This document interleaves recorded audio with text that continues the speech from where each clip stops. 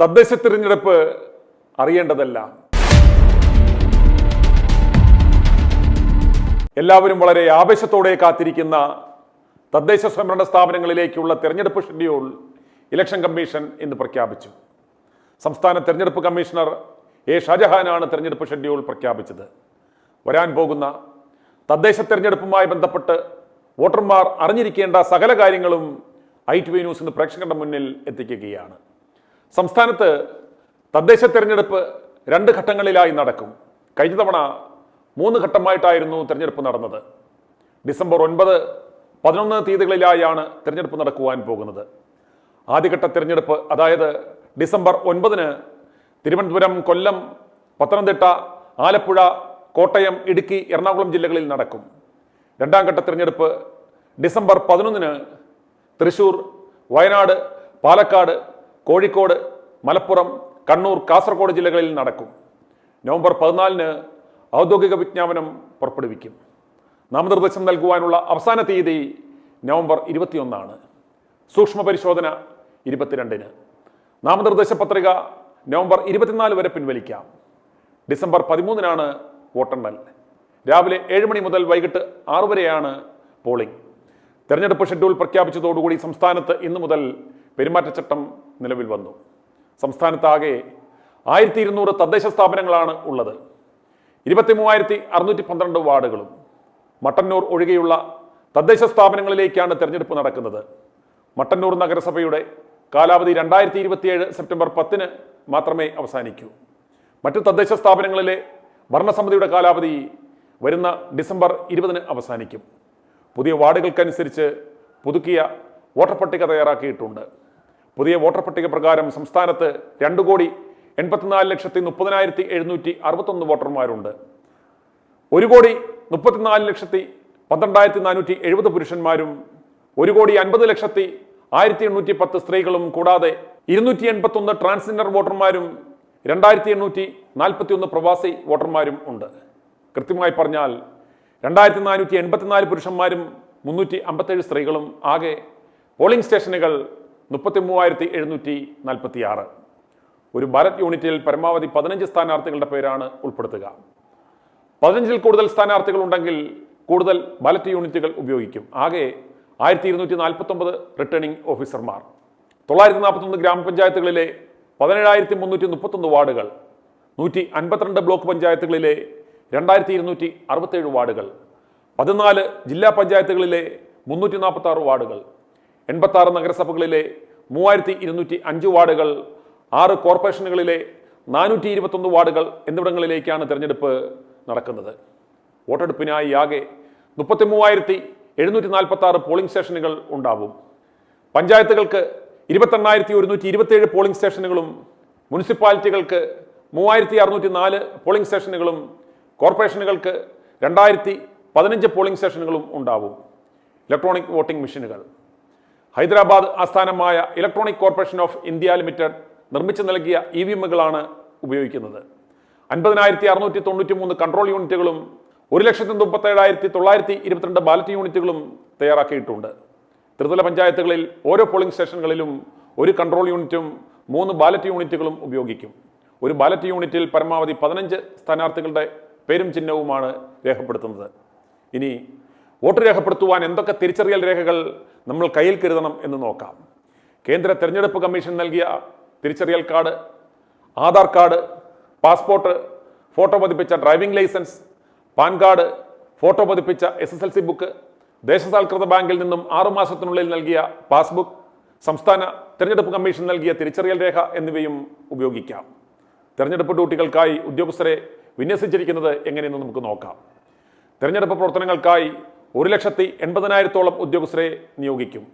ഓരോ പോളിംഗ് സ്റ്റേഷനിലും ഒരു പ്രിസൈഡിംഗ് ഓഫീസർ, 3 പോളിംഗ് ഓഫീസർമാർ എന്നിവരുണ്ടാവും. ആകെ 1,249 വരണാധികാരികളാണ് ഉള്ളത്. ജില്ലാ പഞ്ചായത്തിന്റെ വരണാധികാരി ജില്ലാ കളക്ടറാണ്. ജനറൽ ഒബ്സർവർമാരായി IAS, IAFS തലത്തിലുള്ള നിരീക്ഷകരെയും കമ്മീഷൻ നിയോഗിക്കും. 70,000-ൽ പരം പോലീസുകാരെ സുരക്ഷയ്ക്കായി വിന്യസിക്കും. ആകെ 2 ലക്ഷത്തോളം ഉദ്യോഗസ്ഥർ തെരഞ്ഞെടുപ്പ് പ്രക്രിയയുടെ ഭാഗമാകും. ഇനി പോളിംഗ്. വോട്ടെടുപ്പ് ദിവസം രാവിലെ 6 മണിക്ക് മോക്ക് പോൾ നടത്തും. വോട്ടെടുപ്പ് രാവിലെ 7 മണിക്ക് ആരംഭിച്ച് വൈകുന്നേരം 6 മണിക്ക് അവസാനിക്കും. വോട്ടെടുപ്പ് ദിവസം എല്ലാ സർക്കാർ പൊതുമേഖലാ ജീവനക്കാർക്കും നെഗോഷ്യബിൾ ഇൻസ്ട്രുമെന്റ് ആക്ട് പ്രകാരം അവധി അനുവദിക്കും. സ്വകാര്യ മേഖലയിലെ വ്യാപാര, വാണിജ്യ, വ്യവസായ സ്ഥാപനങ്ങളിലെ ജീവനക്കാർക്ക് അവധിയോ വോട്ട് ചെയ്യുന്നതിനുള്ള അനുമതിയോ നൽകുന്നതിന് കമ്മീഷൻ ഉത്തരവ് പുറപ്പെടുവിക്കും. ഇനി വോട്ടെണ്ണൽ കേന്ദ്രങ്ങളെക്കുറിച്ച് നോക്കാം. ത്രിതല പഞ്ചായത്തുകൾക്ക് ബ്ലോക്ക് പഞ്ചായത്ത് തലത്തിലും മുനിസിപ്പാലിറ്റി കോർപ്പറേഷനുകൾക്ക് അതത് സ്ഥാപന തലത്തിലുമാണ് വിതരണ സ്വീകരണ കേന്ദ്രങ്ങളും വോട്ടെണ്ണൽ കേന്ദ്രങ്ങളും സജ്ജമാക്കുന്നത്.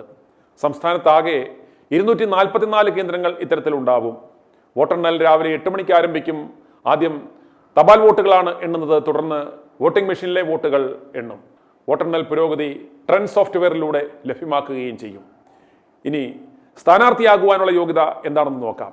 സ്ഥാനാർത്ഥിക്ക് നോമിനേഷൻ നൽകുന്ന ദിവസം 21 വയസ്സ് പൂർത്തിയായിരിക്കണം. ക്രിമിനൽ കേസുകൾ, സ്ഥാപന ജംഗമ വസ്തുക്കൾ, ബാധ്യതകൾ, കുടിശ്ശികൾ എന്നുൾപ്പെടെയുള്ള വിശദാംശങ്ങൾ നാമനിർദ്ദേശ പത്രികയിൽ ഫോം 2A നൽകേണ്ടതുണ്ട്. സ്ഥാനാർത്ഥി കെട്ടിവെക്കേണ്ടുന്ന തുക ഗ്രാമപഞ്ചായത്ത് തലത്തിൽ 2000 രൂപയും ബ്ലോക്ക് പഞ്ചായത്ത് മുനിസിപ്പാലിറ്റി തലത്തിൽ 4000 രൂപയും ജില്ലാ പഞ്ചായത്ത് കോർപ്പറേഷൻ തലത്തിൽ 5000 രൂപയും. എന്നാൽ പട്ടികജാതി പട്ടികവർഗ വിഭാഗക്കാർക്ക് നിശ്ചിത തുകയുടെ പകുതി മാത്രം നൽകിയാൽ മതിയാവും. ഇനി പ്രചാരണത്തിന് ചെലവഴിക്കാവുന്ന തുകയെക്കുറിച്ച് അറിയണ്ടേ? എന്നാൽ കേട്ടുള്ളൂ. ഗ്രാമപഞ്ചായത്ത് 25000 രൂപ. ഒരു ദിവസത്തെ ശാപ്പാടിന് തികയുമോ? അടുത്തത് ബ്ലോക്ക് പഞ്ചായത്ത് മുനിസിപ്പാലിറ്റി തലം 75000 രൂപ. ജില്ലാ പഞ്ചായത്ത് കോർപ്പറേഷൻ തലം 1,50,000 രൂപ. സ്ഥാനാർത്ഥികൾ ചെലവ് കണക്ക് കൃത്യമായി ഫലപ്രഖ്യാപന തീയതി മുതൽ 30 ദിവസത്തിനകം തദ്ദേശ സ്ഥാപന സെക്രട്ടറിമാർക്ക് നൽകണം. കണക്ക് നൽകാതിരിക്കുകയോ പരിധിയിൽ കൂടുതൽ ചെലവഴിക്കുകയോ ചെയ്യുന്ന സ്ഥാനാർത്ഥികളെ ഉത്തരവ് തീയതി മുതൽ 5 വർഷത്തേക്ക് കമ്മീഷൻ അയോഗ്യരാക്കുവാനുള്ള നിയമമുണ്ട്. അവസാനമായി നിലവിലെ സീറ്റ് എങ്ങനെ എന്നുകൂടി നമുക്കൊന്ന് പരിശോധിക്കാം. ആകെയുള്ള 941 ഗ്രാമപഞ്ചായത്തുകളിൽ LDF 557 കൈവശം വെച്ചിരിക്കുന്നു. UDF 363, BJP 14, 2020 5, RMP 2 എന്നിങ്ങനെയാണ് സീറ്റുകളുടെ നില. കോർപ്പറേഷൻ മൊത്തത്തിൽ 6, അതിൽ LDF 5, UDF 1. ജില്ലാ പഞ്ചായത്തുകളാകെ 14, LDF 10, UDF 4. നഗരസഭ ആകെ 87 അതിൽ LDF 41 ഭരിക്കുന്നു, UDF 44, BJP 2. തെരഞ്ഞെടുപ്പ് തീയതി പ്രഖ്യാപിച്ചതോടെ രാഷ്ട്രീയ പാർട്ടികൾ സീറ്റ് വിഭജന ചർച്ചകളും സ്ഥാനാർത്ഥി പ്രഖ്യാപന നടപടികളും ഊർജിതമാക്കിയിട്ടുണ്ട്. കൊല്ലം കോർപ്പറേഷനിൽ 9 സ്ഥാനാർത്ഥികളെ കൂടി ഇന്ന് കോൺഗ്രസ് പ്രഖ്യാപിച്ചിട്ടുണ്ട്. കോഴിക്കോട്, കണ്ണൂർ, തൃശൂർ, കൊച്ചി കോർപ്പറേഷനുകളിൽ പ്രധാന പാർട്ടികളൊന്നും സ്ഥാനാർത്ഥി പ്രഖ്യാപനം ഇന്ന് നടത്തിയിട്ടില്ല. നിലവിൽ UDFന് ഭരണമുള്ള ഏക കോർപ്പറേഷനായ കണ്ണൂരിൽ കോൺഗ്രസും മുസ്ലിം ലീഗുമായുള്ള സീറ്റ് വിഭജനം അന്തിമമായിട്ടില്ല. ചർച്ചകൾ ഇന്നും നടക്കുന്നുണ്ട്. സ്ഥാനാർത്ഥി പ്രഖ്യാപനം നീളും. CPM-ഉം CPI-യും ഇന്നലെ വിവിധ ജില്ലകളിൽ യോഗം ചേർന്ന് ജില്ലാ പഞ്ചായത്തുകളിലെയും കോർപ്പറേഷനുകളിലെയും സ്ഥാനാർത്ഥി പട്ടികകൾക്ക് അന്തിമരൂപം നൽകി. രാഷ്ട്രീയ ആരോപണങ്ങളെ അതിജീവിച്ചും ചേരിമാറിയെത്തിയവരെ ചേർത്തുപിടിച്ചും തദ്ദേശ തെരഞ്ഞെടുപ്പിൽ ഇടതുമുന്നണിക്ക് ഉജ്ജ്വല മുന്നേറ്റമാണ് കഴിഞ്ഞ തവണ ലഭിച്ചത്. ഉരുക്കുകോട്ടകൾ നിലനിർത്തിയതിനൊപ്പം കേരള കോൺഗ്രസിന്റെ കടന്നുവരവോടെ മധ്യ തിരുവിതാംകൂറിലും LDF വൻ മുന്നേറ്റം നടത്തി. 11 ജില്ലാ പഞ്ചായത്തുകളും 5 കോർപ്പറേഷനുകളും നേടിയ LDF ഗ്രാമപഞ്ചായത്തുകളിലും ബ്ലോക്ക് പഞ്ചായത്തുകളിലും ആധിപത്യം ഉറപ്പിച്ചിരുന്നു. LDF ഏറ്റവും അധികം സീറ്റ് നേടിയ കൊച്ചി, തൃശൂർ കോർപ്പറേഷനുകൾ ഉൾപ്പെടെയാണിത്. തിരുവനന്തപുരം, കൊല്ലം, കോഴിക്കോട് കോർപ്പറേഷനുകളിൽ ഉജ്ജ്വല വിജയമാണ് LDF കഴിഞ്ഞ തവണ നേടിയത്.